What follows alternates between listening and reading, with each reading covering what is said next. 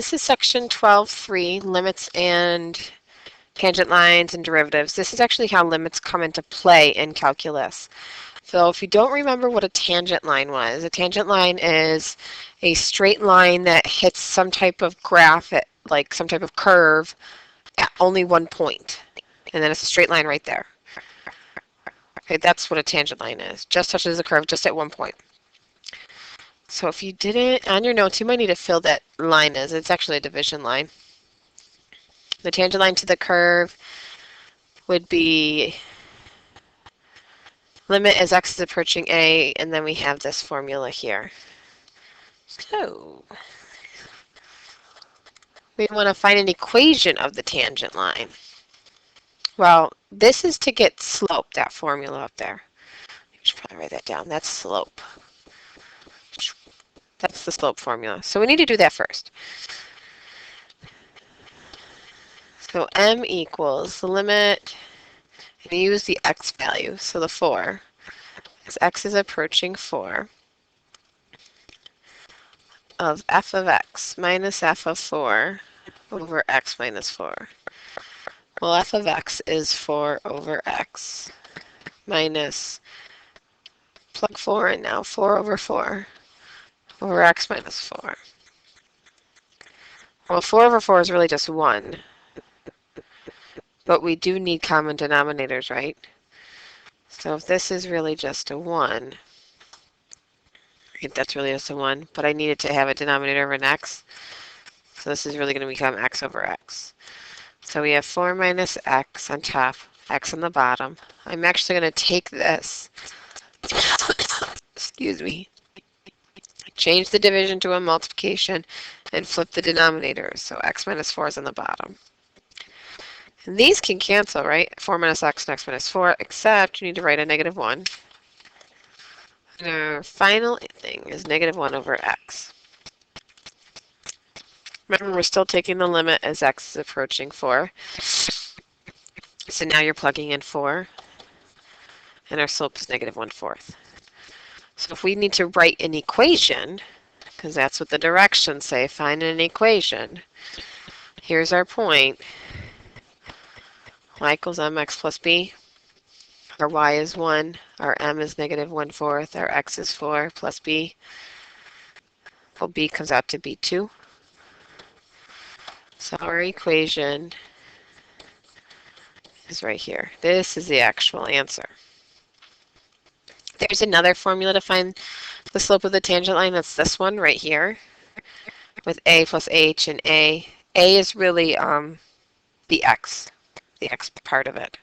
Okay, this is really x, just so you know. The x value. They use a's up on top too. So you're actually doing the x value. So that's a right there for that one. So we'll use this formula for this one, just so you can see the difference. So our slope, the limit as x is approaching 1. We're going to do f of 1 plus h minus f of 1 all over h. So here, the first part, I'm going to take 1 plus h and plug it for every x. 1 plus h cubed minus 2, 1 plus h plus 5 minus, now I'm going to plug 1 in everywhere. 1 cubed minus 2 times 1 plus 5 all over h. We're going to do some math. And this 1 plus h cubed comes out to be 1 plus 3h plus 3h squared plus h cubed. And then we have minus 2h plus 5. And then 1 cubed minus 2. So 1 minus 2 plus 5 is 4. Oh, minus 4.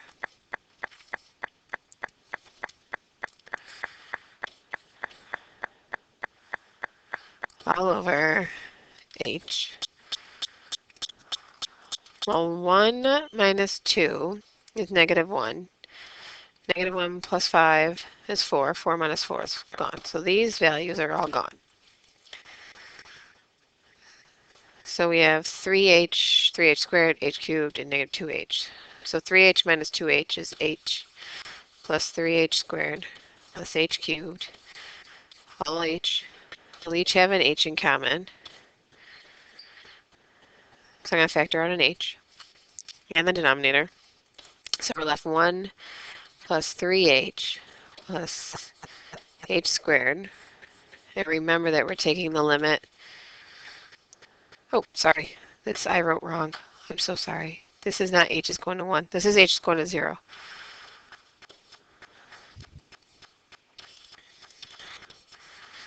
So if h is going to 0, this piece goes to 0, this piece goes to 0. Your answer is 1, and that is your slope. All that work just to say that the answer is 1. So the equation, though, 5's the y, 1's the slope, 1's the x, plus b. It doesn't need to be there. So b is 4. So our equation is x plus 4. All that is just x plus 4.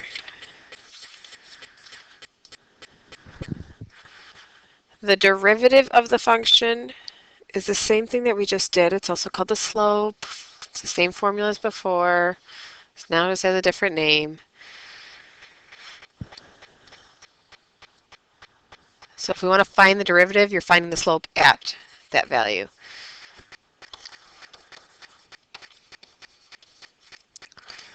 So 2 plus h minus f of 2 all over h. I'm going to plug in 2 plus h for my x's.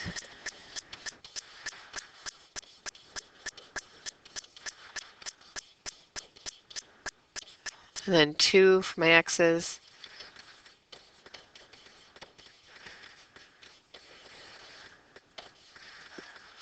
And then simplify.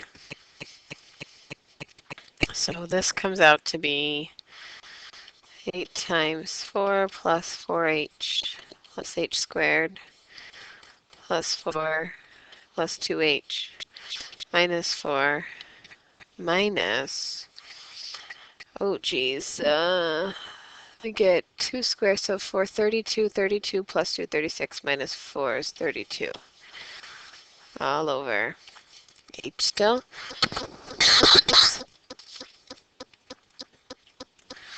And 32 plus 32h plus 8h squared plus 4 plus 2h minus 4 minus 32. My 32's go away. My 4's go away. This is all over h still. So we're taking the limit as h goes to 0. You have 32h plus 2h is 34h plus 8h squared all over h. So my h's can go away. So this is 32 plus 8h. Well, that's going to 0. So your answer is 32. Oh, no. That's a 4. That's right, that's a 4. We made that a 4. 34.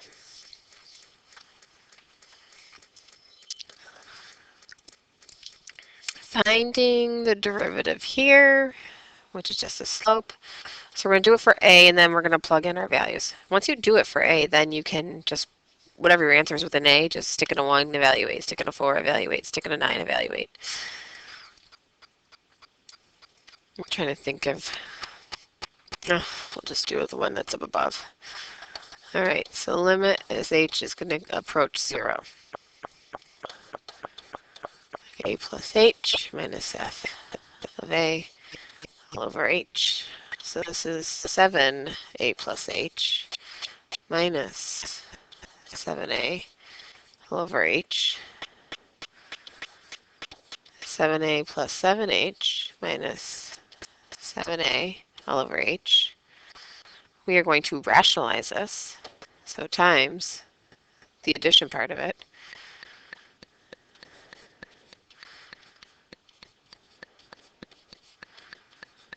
Remember that the sign inside the parenthesis, or inside the square root, doesn't change. Just the one between the two terms changes. Okay, we're going to rationalize it. So the top is the difference of two perfect squares. We get 7a plus 7h minus 7a. That is the numerator. The denominator, don't do anything. Just put it in a bubble.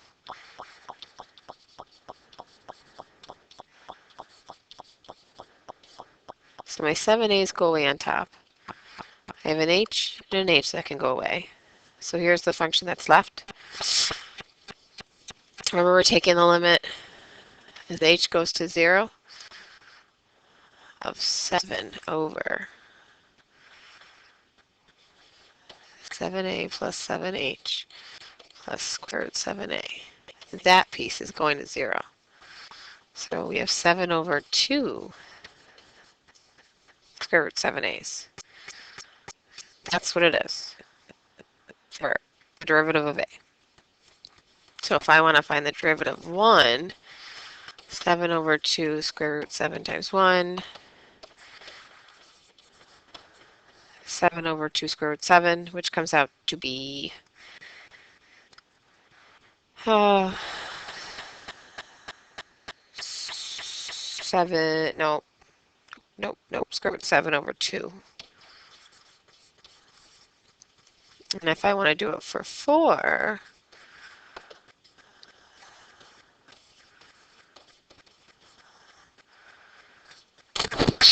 this comes out to be square root 7 over 4.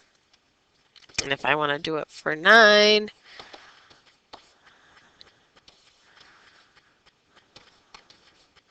this comes out to be 7 square root 7 over 6. Once you do your fancy stuff.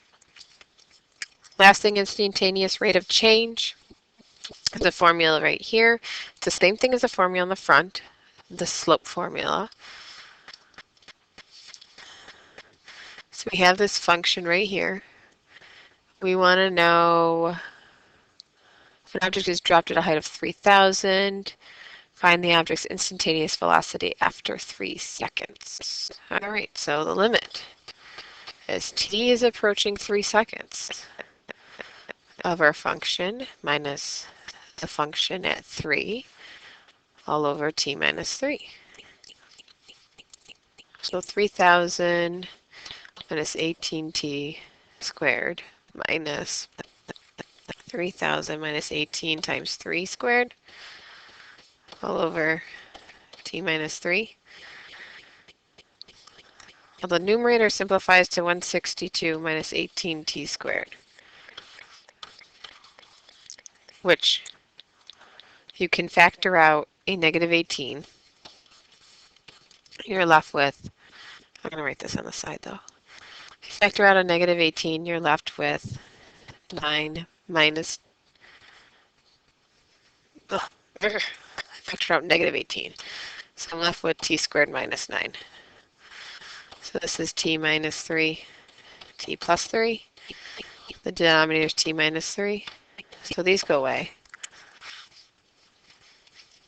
So I'm really taking the limit as t is approaching 3 of negative 18 parentheses t plus 3. So negative 18, 3 plus 3 is negative 108. Now, there's a shortcut way for all these questions. I'm going to do them in pink. Ready? You can do all these formulas, and actually I believe on the final exam it asks you to do these formulas, or it says you can. There's also a shortcut way. Okay, if I'm trying to take the derivative of this, which is what you're doing, you're taking the derivative of the whole thing, there's a shortcut way,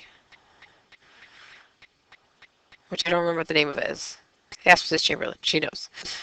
So I'm going to work with the only thing that has variables. So I'm actually going to ignore the 3,000. Who cares what that says? And I'm going to take my exponent times it by my coefficient. Okay, so exponent times coefficient. So 2 times negative 18. Bring your variable down. And then your exponent decreases by 1. So 2 minus 1, which is just 1. and then the exponent decreases by 1. So then I have this function 2 times, what's 2 times negative 18? Negative 36? Negative 36 times t. And if I'm talking about the limit at 3, negative 36 times 3 is negative 108. It's a whole lot simpler. So if we work our way backwards, say we do this first one up here. So I'm going to do this one right here. I'm going to ignore the 4, okay? So I'm going to take my exponent and times the coefficient. So the 2 times the 8, bring my x down. This 2 reduces by 1, so I may have put a 1 up there. Plus, this is a 1 right now, right, on this x. So 1 times 2, bring my x down. Now this 1 reduces by 1, which gives me 0. X to the 0 is nothing. It's just 1. So we don't even need that. So this comes out to be 16x plus 2. If I'm evaluating it for 2, 16 times 2 plus 2, we get 32. This is equal to 34, which you have right there. All that work, and it's the same answer. All right, sometimes it gets a little bit more difficult though. I'm going to do this one right in the middle in pink. Bear me with this one because this one's actually a little different. I'm going to rewrite that as 7x to the 1/2. Okay? First you have to, when they're like this, they get a little tricky. You're going to take your exponent, times it by the coefficient, which there's a 1 there. So 1/2 times 1. Bring down this whole thing, and then reduce your exponent by 1. 1/2 minus 1 is negative 1/2. But then you have to go back in and do the derivative of just that. So times 1 times 7, and then bring down your x. Oh, no, there's no x actually. There's no x. Because this is a 1 here. If you reduce that by 1, it gets to be 0. So this comes out to be, we have 1 times 7. 7 in the numerator. Denominator has a 2. And this is a negative 1/2 here, which means it goes in the denominator. Square root 7x, which is right there. So I'll go back to the first page. This is for x to the negative 1. Okay, so exponent times coefficient. So negative 1 times 4. Bring down your x. Decrease it by 1. So this is now negative 4 over x squared. And if I was looking for it at 4, negative 4 over 4 squared, that reduces to negative 1/4.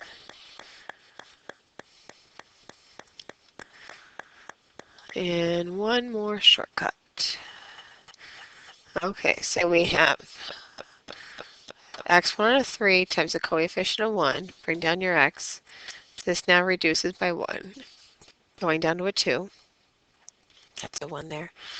So now we have plus 1 times the coefficient of negative 2. I don't need to bring down my x because my x to the first will reduce to an x to the 0, which doesn't do anything. And then my 5 we don't even worry about. So this is 3x squared minus 2.